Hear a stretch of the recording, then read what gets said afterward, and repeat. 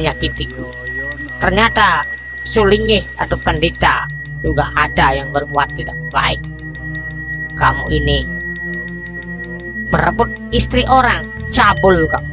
Selalu nonton di sini ya, ada melukis, seni budaya, ya, cerita Bali, dan lain-lain. Pokoknya oke. Sejak berita tentang Narajana menjadi kaya raya, hal ini terdengar di seluruh kerajaan. Berita ini pun tidak luput dari pantauan telinga raja.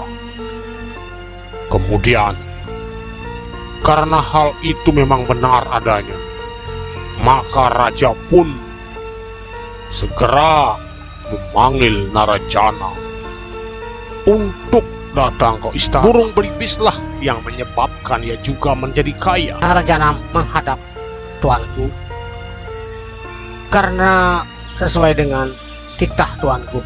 Silakan duduk, Narajana. Silakan duduk, Narajana. Begitu perintah raja. Akhirnya Narajana disuruh duduk oleh raja, ia pun duduk. Begini, Narajana, aku memanggilmu karena aku ada masalah yang belum bisa diselesaikan. Ada istri seorang pendeta yang tidak mengenali suaminya karena ada pendeta dua. Entah apa sebabnya, kok sudah pendeta bisa main-main seperti itu. Bukankah pendeta itu ilmunya cukup tinggi? Itu yang menyebabkan aku tidak ngerti. Seharusnya pendeta menjadi panutan. Kenapa bisa main sulap-sulapan sehingga istri pendeta mulai kebingungan? Mungkin dirimu bisa memberikan bantuan dan mengatasi itu, Narajana. Siap, siap, siap Tuan. Semoga hamba ini bisa, dan mohon juga doanya, dan Tuhan juga memberikan bantuannya, karena saya akan mencoba seperti apa yang Baginda titahkan. Setelah itu, Narajana tidur pun di rumahnya tidak mau nyenyak. Namun, ia selalu didampingi oleh belibis putih yang menemani.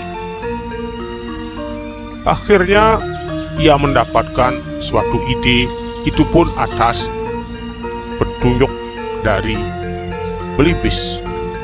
Ia akan memberikan ceretan air karena dia berpikir kenapa ada yang namanya pandita kok seperti itu kelakuannya. Dia akan menyuruh yang mana asli dan tidak. Dia akan mengakali dengan menyuruhnya untuk masuk ke dalam ceretan air itu. Dia akan pasti mengenali yang mana asli maupun yang mana palsu. Dibawalah ceretan air itu olehnya. Kemudian ia bawa ke tempat pandita. Istri pandita itu mulai bingung, tak bisa berbuat apa-apa karena ia tidak sama sekali bisa mengenali yang mana suaminya yang sebenarnya, yang mana yang bukan. Karena persis sama, gerakannya juga sama. Itulah yang membuat ia bingung.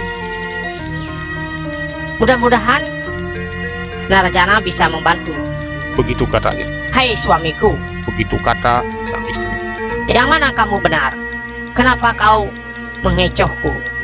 Kau telah menyakitiku. Ternyata Sulingih atau pendeta juga ada yang berbuat tidak baik. Kamu ini merebut istri orang, cabul kamu. Begitulah kata-kata istri pendeta itu. Kemudian Narajana menaruh sebuah kendi ceretan air di atas meja. Dipanggillah, dimohon kedua pendeta itu, barang siapa yang bisa memasukinya. Ini para pendeta, aku akan memberikan para pendeta, mohon maaf ya. Siapa yang bisa masuk ke dalam lubang ini, itulah yang asli. Gitu pikir. Ternyata yang asli mulai keringat dan tidak mungkin akan bisa masuk di sana kecuali siluman. Akhirnya pandita itu terus memainkan gentari, pasti ada yang masuk, pasti ada yang bisa. Kita lihat kemudian, entah siapakah yang bisa masuk pertama kali. Yang asli tentu sudah tidak bisa berpikir baik dan sudah gelisah bahwa yakin dia akan tidak mungkin untuk bisa masuk ke dalam kendi itu. Mana mungkin namanya manusia kecuali siluman. Dan kita lihat saja, masuklah. Maka dengan demikian Narajana sudah memastikan bahwa yang masuk itu adalah siluman. Ditutuplah semua lubang-lubang. Lalu setelah ditutup, maka ia tidak bisa keluar. Dia mengambil kayu bakar. Tak lama kemudian terdengar bunyi berisik dari dalam. Tetapi karena sudah semua lubang keluarnya ditutup oleh Narajana, sebagai sanksi, nah inilah kemudian dibakar.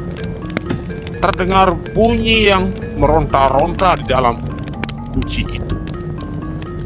Tapi apa boleh buat, karena pendeta ini adalah pendeta palsu yang telah membuat masalah di kerajaan.